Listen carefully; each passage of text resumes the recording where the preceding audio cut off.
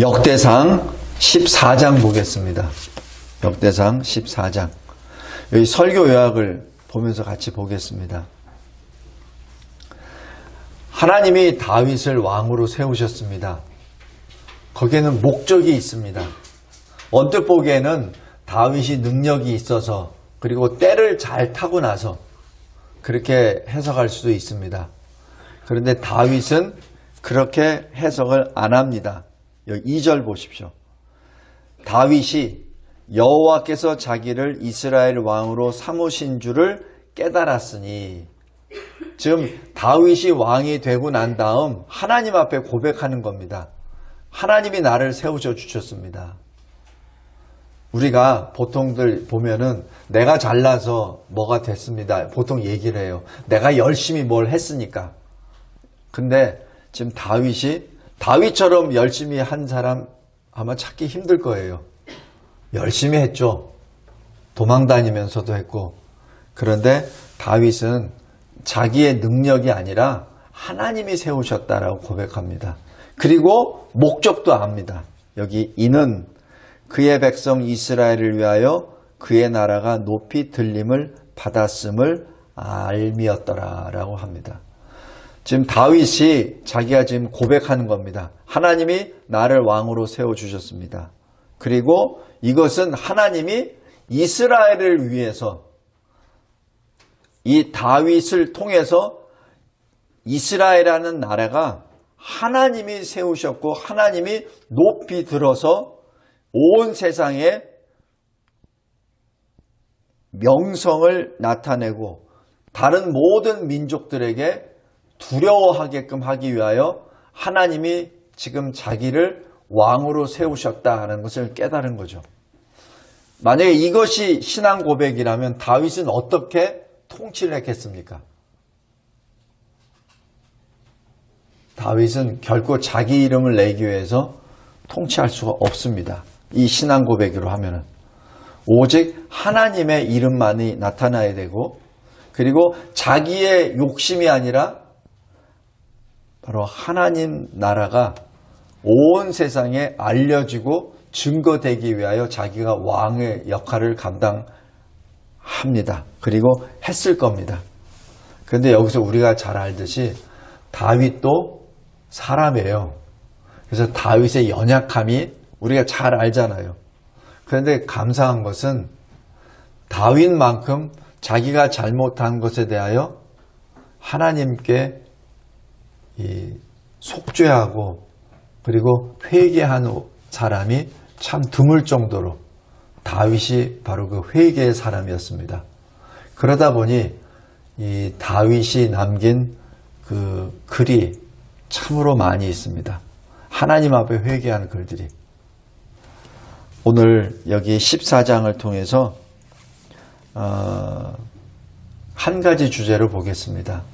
하나님이 하시는 역사 앞에 어떤 반응이 나타나냐. 그래서 하나님의 역사 가운데 하나님의 손에 붙잡혀 쓰임을 받는 다윗은 어떻게 반응하는가. 그리고 그렇지 않은 사람들은 어떻게 반응하는가. 그걸 잘 보겠습니다. 먼저 첫 번째, 두로 왕 히람을 보겠습니다. 1절. 두로 왕 히람은 이 해변 국가, 해변에 있는 도시 국가입니다. 그래서 무역이나 이런 데 굉장히 발달한 나라고, 그 다음에 재물이 굉장히 많은 나라고, 그 다음에 해상 무역에 능통하다 보니까 전 세계에 영향력을 많이 주는 나라입니다. 비록 그 두로라는 그 땅은 작지만은, 작은 성읍이지만은 이 영향력을 미치는 바로 그 재물의 핵심 국가입니다. 또 여호와 하나님을 사실 믿는 그러한 나라는 또 아닙니다.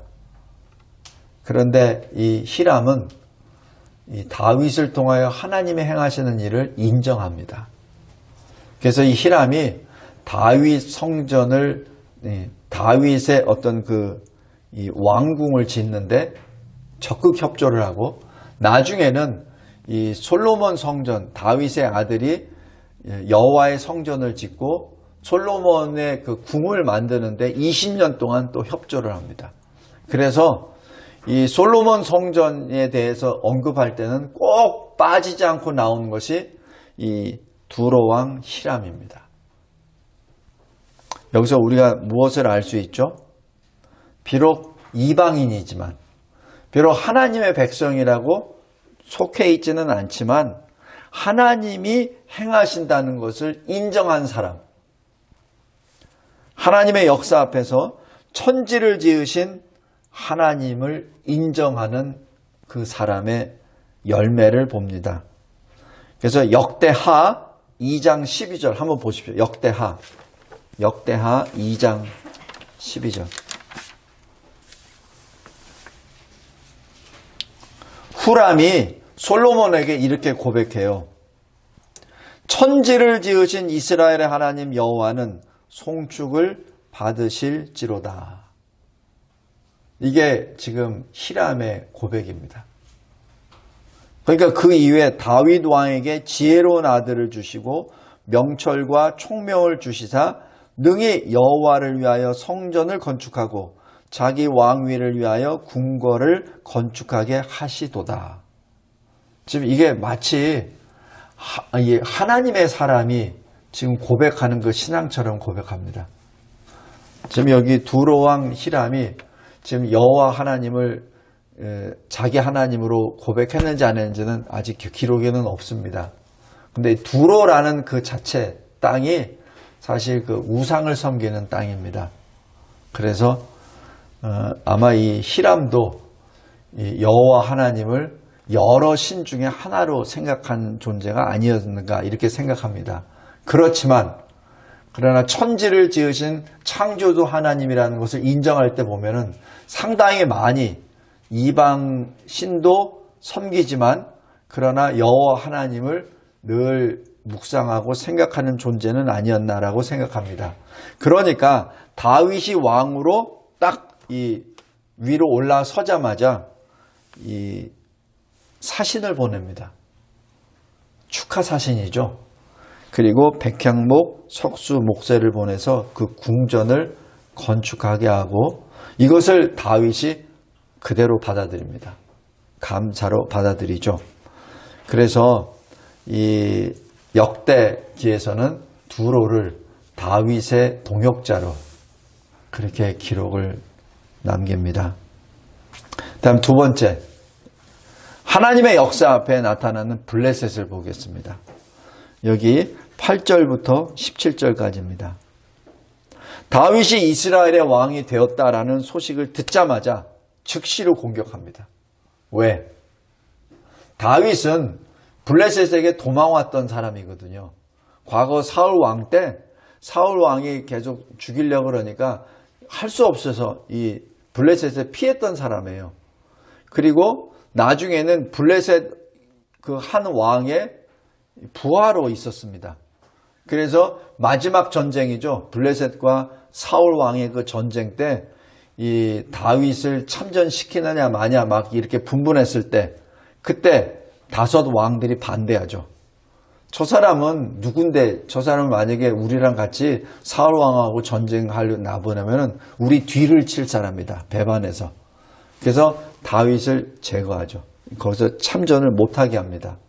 그러니까 이 블레셋 사람들에게 다윗은 굉장히 약한 존재입니다. 인식하기를. 그리고 사울 왕을 죽였었던 전쟁에서 승리했던 블레셋이에요. 그러니까 여기 이스라엘 그 도망자 다윗이 왕이 됐다고 그 얘기를 듣자마자 바로 공격합니다. 이것이 이 블레셋의 모습입니다. 그런데 이 블레셋은 히람처럼 하나님을 듣지 못하고 자기 자신만을 주장하죠. 그래서 이 시편 2편에 그 모습이 그대로 나타납니다. 우리 시편 2편 한번 보십시오.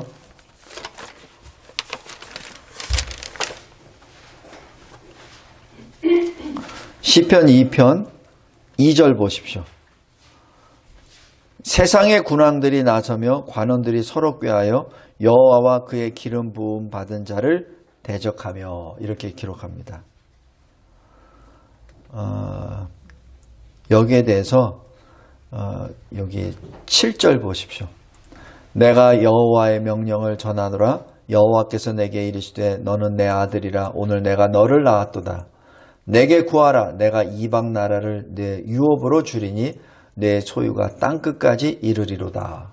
내가 철장으로 그들을 깨뜨리며 질그릇같이 부수리라 하시도다 라고 얘기해서 이 시편 2편에서 궁극적인 것은 기름 부음을 받은 자, 바로 메시아입니다.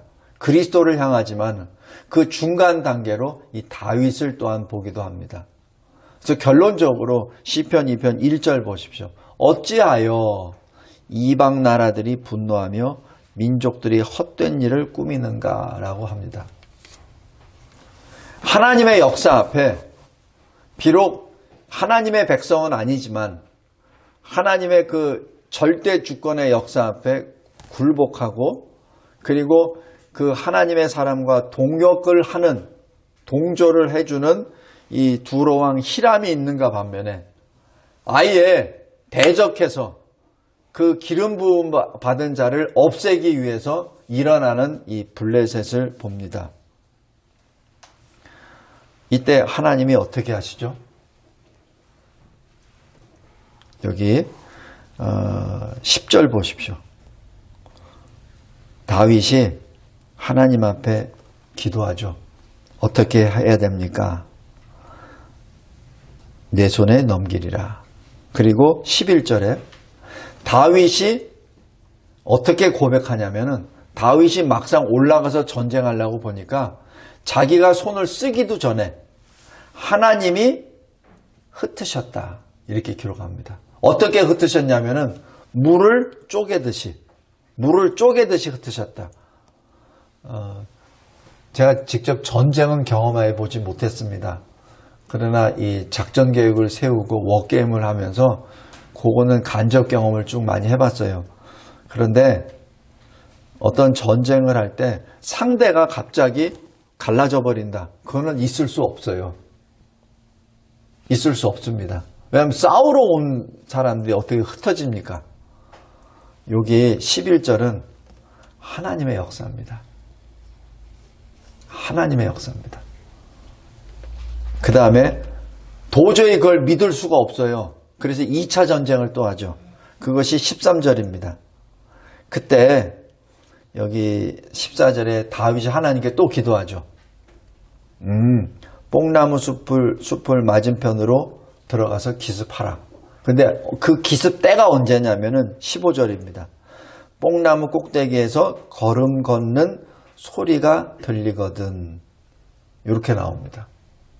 그러니까 막상 나가서 어떻게 싸웠죠? 이 다윗이 이렇게 고백합니다. 하나님이 앞서 나아가서. 그러니까 이 다윗의 이 경험으로 보면은 자기가 공격하기도 전에 하나님이 먼저 공격하셨다는 거예요. 이게 다윗의 그 간증입니다. 성도 여러분, 하나님의 역사 앞에 대적하는 블레셋은 하나님이 처리하십니다. 근데 여기서 분명한 것은 우리 하나님의 사람들로서 어떻게 봐야 되냐면 언제 그러면 하나님을 대적하는 자들이 공격합니까? 하나님의 나라가 특별히 세워질 때 공격합니다. 세워질 때. 하나님의 나라가 세워질 때 아주 집요하게 공격합니다. 그리고 그 공격은 끊어지지 않고 계속 공격합니다. 근데 특별히 교회가 세워질 때 공격합니다. 그리고 교회가 부흥할 만큼 되면 또 공격합니다. 그로 쪼개지고 또 쪼개지고 합니다. 제가 짧은 목회 10년입니다. 그런데 많이 체험했습니다. 교회를 세우려고 할 때 교회를 닫아라 라고 하는 무리들이 있었고, 또 교회가 어느 정도 좀 이 성도 수가 늘어나서 이제는 좀 더 넓은 곳으로 가야 되겠다 할 때 다시 또 공격해 옵니다. 그리고 제가 좀 어느 정도 이 정도 되면은 조금 괜찮네 라고 어깨에 힘이 들어가고 약간 우쓱우쓱 할 때 다시 또 들어옵니다. 끊임없이 계속 들어옵니다. 성도 여러분, 여기 블레셋이 언제 들어오죠? 다윗이 왕이 되자마자. 그것이 사탄의 공격입니다. 창세기 3장에 나와 있던 뱀의 씨 후손이 사탄의 그 잔재들이 하나님의 자녀들을 공격합니다. 교회를 공격합니다. 물론 그 공격의 정점은 십자가 대속으로 인하여 주님이 다 승리하십니다.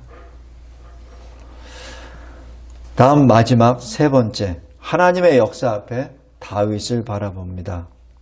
다윗은 오늘 아까 서두에 말씀드렸듯이 2절에 하나님을 인정합니다.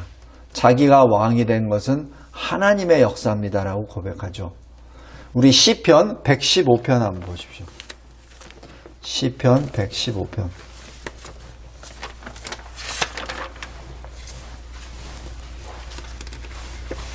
115편 1절입니다. 여호와여 영광을 우리에게 돌리지 마옵소서. 우리에게 돌리지 마옵소서.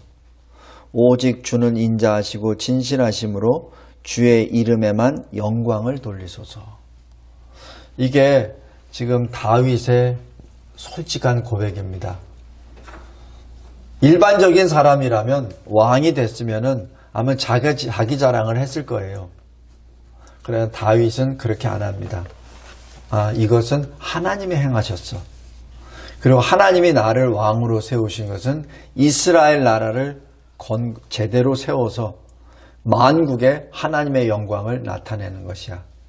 바로 그 역사입니다. 다윗은 그 길을 걸어갑니다. 그러기에 블레셋이 공격했을 때 가장 먼저 다윗이 한 것은 장군들을 모아서 이 전쟁을 준비한 것이 아닙니다. 가장 먼저 하나님께 기도합니다. 원래대로 하면은 전쟁이 일어났다 그러면은 그 장군들 밑에 부하들을 모아서 작전 토의를 해야 됩니다. 어떻게 방어를 해야 될지 그거를 토의를 해야 돼요.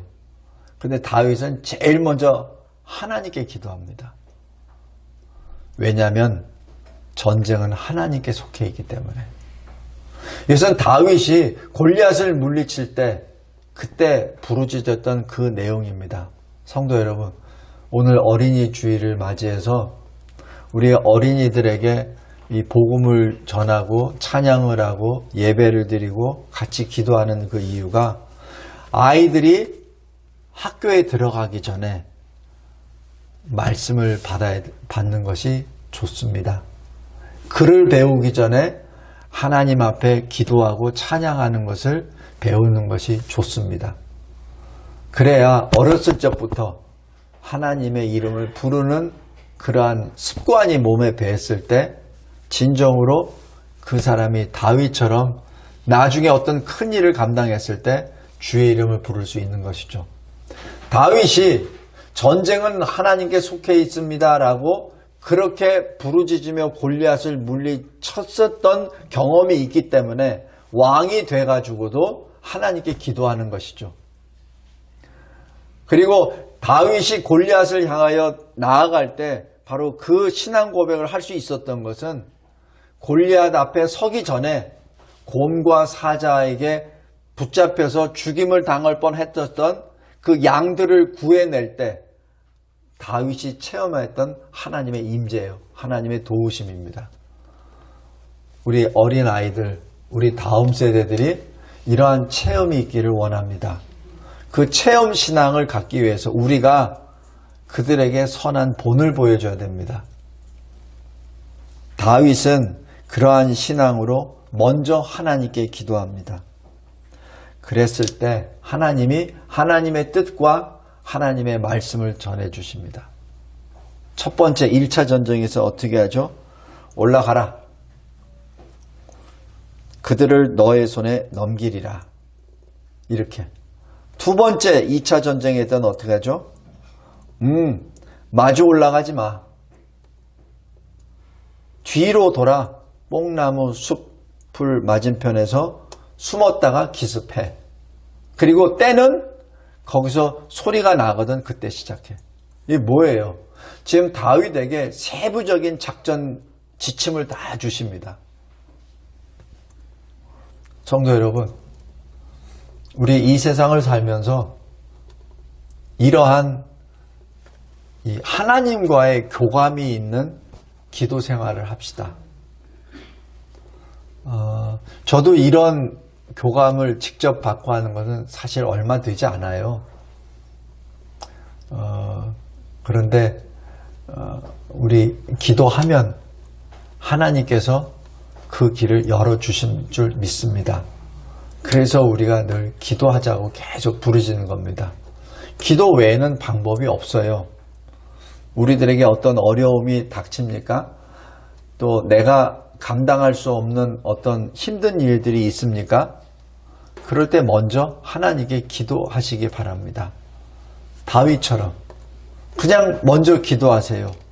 작전회의를 하기 전에, 그 다음에 어떤 그 지략가를 모아서 어떤 그 지혜를 얻기 전에 먼저 하나님께 먼저 기도하실 때 하나님이 이렇게 다윗에게처럼 직접 주시기도 하고 또 사람을 보내서 그 일을 해결하게 해줄 수도 있고 여러 가지 방법이 있습니다. 하나님께 기도하며 하나님이 우리에게 행하시는 일들을 체험을 통하여 우리 자손들에게, 다음 세대들에게 그 경험을 전하는 우리 모두가 되기를 바랍니다. 아까도 말씀드렸지만은 11절에 물을 쪼개같이 블레셋 진영을 쪼갰다. 그 다음에 15절처럼 뽕나무 꼭대기에서 걸음 걷는 소리가 들리거든 나가서 싸우라 라고 얘기한 것은 누가 뽕나무 꼭대기에서 걸었다는 얘기입니까? 하나님의 사자들이 걸었다는 얘기죠. 그 얘기는 우리 엘리사가 그 사원에게 보여주었던 바로 그 모습입니다. 엘리사가 머물고 있는 성읍을 에워싸이는 그 적군들을 향하여 두려워 떨었던 그 사원에게 하나님께 기도하죠. 이 젊은 친구의 눈을 열어주세요. 그래서 눈을 여니까 어떻게 됩니까? 자기 성읍을 싸고 있는 적군의 수보다 훨씬 더 많은 천군들이 그 모든 개를 다 에워쌌다는 것을 보여주시잖아요. 성도 여러분, 우리 대한민국을 바라볼 때 너무 낙심하지 마십시오. 너무 두려워하지 마십시오. 하나님께서 이 나라를 세우시고 이 나라를 지켜주실 줄 믿습니다. 비록 우리의 연약으로 말미암아 이렇게 어려움에 있지만은 하나님이 지켜주세요. 우리가 할 일은 기도입니다. 그래서 우리의 기도를 통해서 하나님께서는 각자의 하나님이 세우신 종들을 통하여 지혜를 받고 또 하나님의 길을 걸어가도록 인도해 주실 줄 믿습니다. 우리가 할 몫은 그들을 위하여 기도하는 일이죠. 다윗은 기도하는 사람이었습니다. 그리고 12절 보십시오. 블레셋 사람이 그들의 우상을 그곳에 버렸습니다. 왜? 도망간으로 바쁘니까. 그리고 이 당시에 블레셋들이 세웠던 그 우상은 사실 자기들의 신이죠. 그래서 이 신이 이 전쟁을 좌지우지한다고 생각합니다. 근데 그 신을 버려놓고 갔습니다. 이때 이 다윗이 한 것은 여기 사무엘 하 5장에서는 치웠다라고 기록합니다. 근데 역대하 여기 14장에서는 불에 살랐다라고 기록합니다. 한번 보실래요? 사무엘 하 5장 한번 보십시오.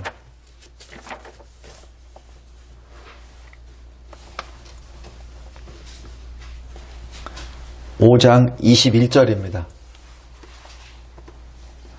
사무엘 하와 역대기와 똑같은 사건인데 표현이 달라요. 사무엘하 5장 21절 보십시오. 거기서 블레셋 사람들이 그들의 우상을 버렸으므로 다윗과 그의 부하들이 치우니라 라고 기록합니다. 그죠? 근데 이 역대상 오늘 본문 14장에서는 어떻게 나냐면은 12절에 다윗이 명령하여 불에 사르니라 라고 기록합니다. 이게 무엇을 의미합니까? 지금 역대기는 지금 이 바벨론 포로에서 귀환한 사람들이 다시 한번 하나님의 눈으로 보고 기록한 거죠. 근데 지금 다윗이 한 것을 다시 한번 기억합니다. 그때 다윗이 명령해서 치웠을 뿐만 아니라 불살랐어. 그 얘기는 뭐예요? 하나님을 증거했다는 얘기입니다. 하나님이 유일하신 살아계신 참 하나님임을 만국에게 보여주고 증거한 것이죠. 다윗은 단지 블레셋과의 전쟁으로 끝난 것이 아니라 그 블레셋과의 전쟁을 통하여 하나님의 이름을 나타낸다는 얘기죠. 그것이 여기 사무엘에 기록된 내용과 역대상에 기록된 내용이 다르다는 얘기입니다. 지금 하나님은 지금 하나님 앞에 하나님의 이름을 나타낸 것을 지금 보고 계시죠. 사무엘에서는 단지 나타나는 사건만 기록되죠. 그것이 다릅니다. 여기 17장 17절 보십시오.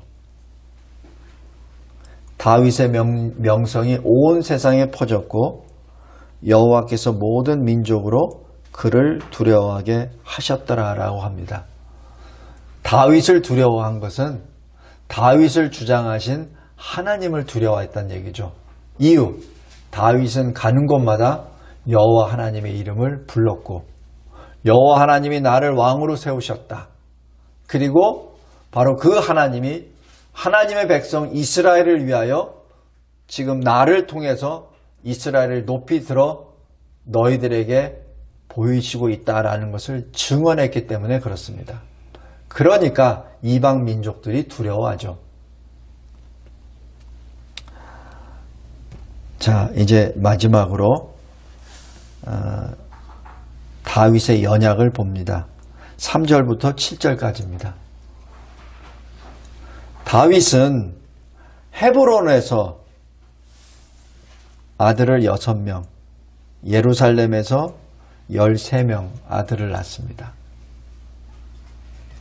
물론 여기 시편 127편에서 보면은 자식들은 여호와의 기업이요 태의 열매는 그의 상급이며 젊은 자의 자식은 장사의 수중에 화살이다라고 그렇게 표현을 합니다. 그래서 자식이 아들이 많은 것은 하나님이 주신 복이다라고 그렇게 말을 합니다. 그러나 다윗도 또한 연약한 인간으로 오직 하나님만을 의지하고 하나님만 신뢰해야 되는데 다른 나라 왕들이 했던 것처럼 처첩을 두죠. 그리고 처첩을 통해서 많은 아들들을 또 낳게 됩니다. 그래서 언뜻 보기에는 복을 받은 것 같아요. 그런데 실은 아들들 간에 싸움이 계속해서 일어나죠. 그래서 우리가 잘 알고 있습니다. 다윗의 아들들이 얼마나 칼부림이 났는지. 성도 여러분, 여기 사무엘하 12장 10절에 이 밧세바를 범하고 자기 충신 우리아를 죽음의 자리로 몰아놨었던 다윗이 하나님 앞에 범죄했음을 고백했을 때 하나님이 주시는 말씀입니다. 칼이 다윗의 집에서 영원토록 떠나지 아니하리라. 그래서 아들들끼리 계속 싸우고 치고받고 싸우고 그 다음에 급기야는 이 다윗도 압살롬에 의해서 또 쫓김을 당하는 그 신세를 받게 되죠. 그러나 다윗은 이 문제에 대해서 철저하게 하나님 앞에 회개합니다.